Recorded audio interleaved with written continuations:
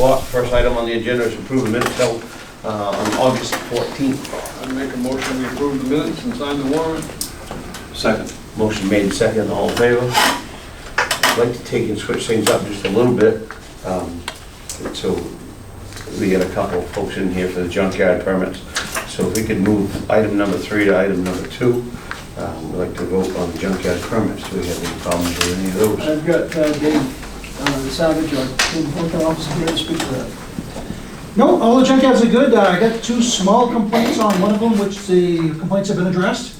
It was just stuff out near the road that's been taken care of. Other than that, most of them have very little on hand because the value of junk is down right now. I make a motion we grant these 6 junkyard permits. Second. Motion made and second, all in favor? Thank you. Thank you, guys. Next item. End of meeting, you need to sign the permits on these Send boards. it down. Send it down now? Sure, why not? Okay. We're not doing it. We can multitask. Yeah. Next item up is a presentation tonight to discuss solar power for the town. Okay, I have Chuck Piper from Sundog Solar here, and he's prepared to give a presentation and answer any questions that the council or public may have. Excuse me, sir, I'm going to scoot by you. I just want to go sit. I'm not sitting there, Mike. I'm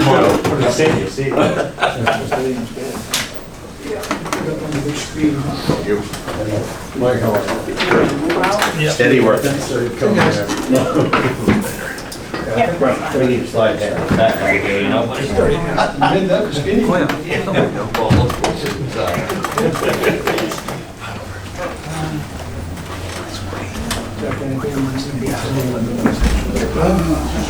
get this to pop on the screen.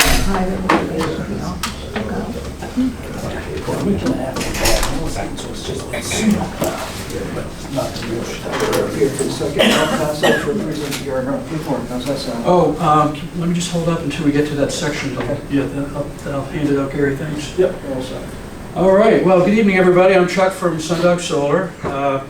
I own Sundog Solar with my son, Danny, who is right up there on the left-hand side back in, I think that was back in 2010 or 11 when we first opened the business. He was putting solar panels on the roof of the town hall in Searsmont. So Danny and I own the business, and we've been in business for almost 10 years. And before I go any further, does anybody know what a sundog is? Well, I'll tell you. The sundog is the ice crystals in the sky that the sun shines through and makes these points of light on either side of the sun. So that's called the sundog. So here's a couple of sundogs for you. And this is, so I wanted to then show you a couple of projects that we've worked on. I don't know if you've seen these or not, but this is the Waldeboro landfill. Let me turn this volume down here.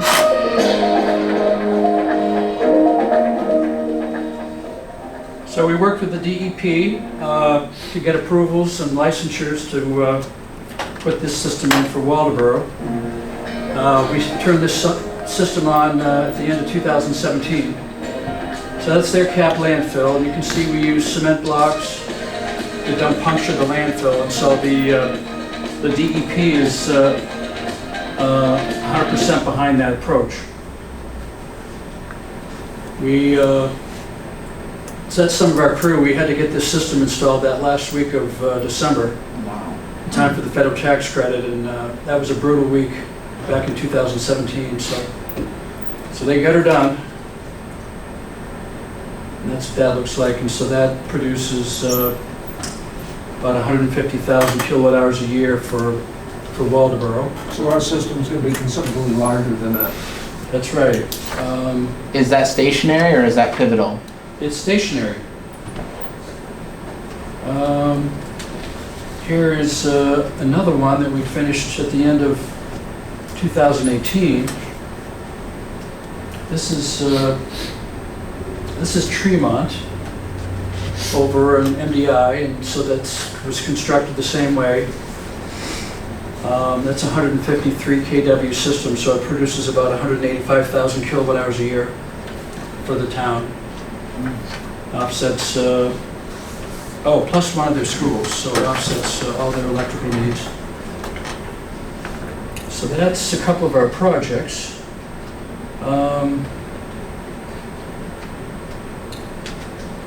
I kind of got ahead of myself a little bit. I didn't quite finish telling you about our company. So we've been in business for almost 10 years, and we've got about 28 people working for us. I'm losing track because we keep hiring people, and we've just hired 3 new electricians. So we've got 5 electricians and 8 or 10 field installers, and so we're growing right along here. And these are good-paying jobs that people seem to be attracted to. So this is your landfill, and we're talking about putting an array really anywhere on the landfill that you want, but I'd like to get as close to the 3-phase power as possible, so I assume it's out on that main road out there. So this array right here, I'll put it a little bit closer for you. It's, let's see here. So it's a 405 kW solar array made up of 1,094 solar panels, and each solar panel is 370 watts. So it'll produce the first year almost 500,000 kilowatt hours of clean energy.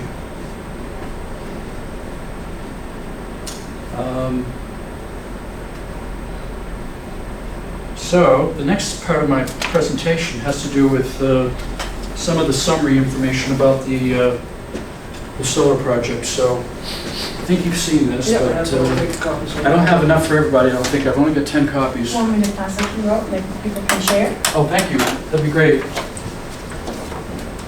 Plus, I'm going to put it up on the screen up here. Oh, okay.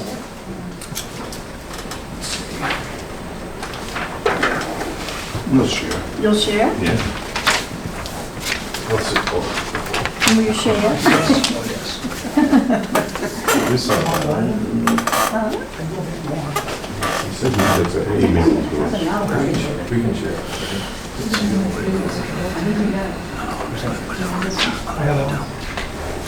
I got plenty. Yeah, I got plenty. I have to share with him? Yeah, I'm sure. Okay, so I just wanted to hit on some of the highlights that might answer some of your questions. But, so this solar array will be installed, and the financial arrangement is called a power purchase agreement. And so in a power purchase agreement, you have the host, which is Oakland, will host the array. And the host basically has no cost involved in this project. The host gets to buy electricity for a lower cost. So, so the town of Oakland is going to be able to buy electricity for 9.5 cents a kilowatt hour, and that's for the first 3 years. And then after that, it goes up 2% each year after that. But that's Oakland's only commitment to the project. So then you've got the host, then you've got the EPC, that's the estimate, procurement, and construction company, that's Sundog Solar. And we will procure the financing and all the product to install the system. And so the town pays their electric bill, and that pays the financing for the project. And then there's one other participant, and that is an investor. And the investor can use the federal tax credit and the depreciation of the system. So that's how this arrangement works, and that's how the town is able to take advantage of a solar array without spending any money. So this summary just basically talks about some of the highlights. Year one, the savings based on this system size is going to be $16,000. Whereas in year 20, if you're still buying power, the system, if you're still buying power as opposed to owning the system, your resultant savings is going to be $44,639. And this next line down, let me just get my pointer here so we can, oh, I can't do that. Where it says 614,000, that's the savings over 20 years if you don't purchase the system. If you purchase the system at the end of year 6, then the savings is 993,000 over 20 years. And then these graphs just exhibit more of that. So, I think at this point I'll take questions if anybody has any. I've got a couple more slides to show you, but What's the design like for your system for the town? With this well, the particular contract system? is 20 years, but the system, the panels are warranted for 25 years. Okay. There's a 5-year extension on the contract if the town wants to. Are these American-made products or are these coming from China? You know, we live in that world where things come from all over the world. They're not Chinese. But the tariff has affected the entire world. We bought these panels, they're going to get delivered here in another couple of weeks, and the tariff increased the cost of the panels by $17,500. Jeez. So, Yes. Just to kind of touch base on the 9.5 cents, currently the town of Oakland is paying with the delivery charge and the cost of electricity 14.8 cents per kilowatt hour. So this is substantial savings over what we're going to be paying for electricity. Did you say about 9? 9.5 cents. 9.5 cents. So, so to answer your question, the panels come from all over the world, and we haven't actually bought any Chinese panels, but you know, some of the best panels come from China. Trina is one of the companies. Yeah. How's the United States doing? Are they starting to become competitive in this you know, market? unfortunately, 2 of the companies that were manufacturing went out of business. One was Solar World. Suniva was the other one, I think. So they're out of business. Do you know what happened to them? What I caused think their prices were too high. They couldn't compete. Why isn't everybody doing this? I mean, the way you're presenting it sounds like it's a win-win-win. Yeah. I think a lot of people probably wonder the same thing, like, well, that can't be right.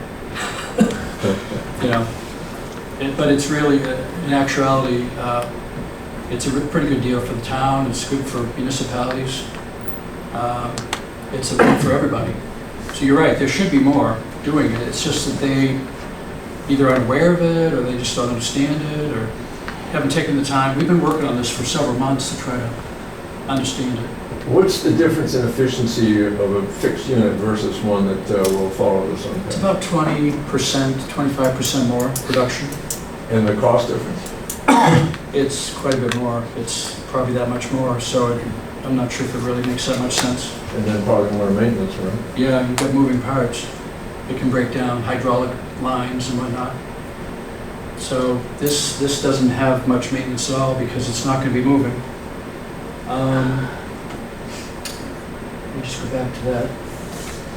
There's about 23 communities right now in the state of Maine who are bought into a system similar to this through various companies. So we're not alone on this at all.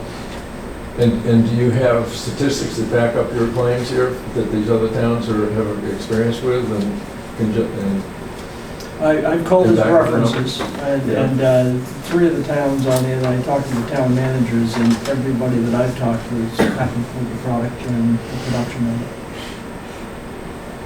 And some of these towns have been making presentations at the MMA conferences too, that they've been installing these and saving themselves money. There was a 20% increase year over year across the United States, so with new systems like this being put in. Thank you. Who has to deal with CMP to attach to the line out there? You people do that? That's part of this. Using the service of? We're gonna set that up with them. So what happens is we fill out an application and submit it on your behalf to CMP, and then their engineers will tell us what they require. We've already done this a few times with CMP and Ameris, so we pretty much know what they require. And we built that into the cost of the system, and so we just coordinate with them to make sure that gets connected properly. And if the system produces more than the town's using, it gets sold back to CMP, right? So that's the way net metering works. Yeah. Basically, well, so the way this system's gonna work is all the power is gonna go out to the grid. Mhm. It's all gonna get counted and metered. And then CMP is gonna apply the credits to the town bills. Okay. So that's how that works. But the question you asked has to do with residential systems where, power is produced during the day and power is brought back during the night, and at the end of the month, they settle up, and if, there's any excess power that goes into a bank for Okay. future use. Thank you. You're welcome. Are they having good luck with their meters? Well, we haven't had any trouble. Okay. As long as they don't reset. Let's see, I wanted to show you a couple other things here. So that space is about 11 acres according to the DEP. And I spoke to them about your parcel before, well, sometime this summer, I can't remember the exact date, but he said that it's a great parcel. And it's met all of its, the town's met all of its obligations to maintain it, and so he said it's a perfect candidate. And so, with that in mind, we were thinking about the potential that this site has. So we could put quite a few more solar panels on this parcel if you wanted to. And so this, we could put about 9,800 panels on there. Oh, wow. And they would produce 4.7 gigawatts of clean energy, or they produce a bill credit of almost $600,000. And so the idea here is that RSU 18 and then other off-takers could participate, and the town would benefit with property tax on this phase of the system, Mhm. and leasing of the property.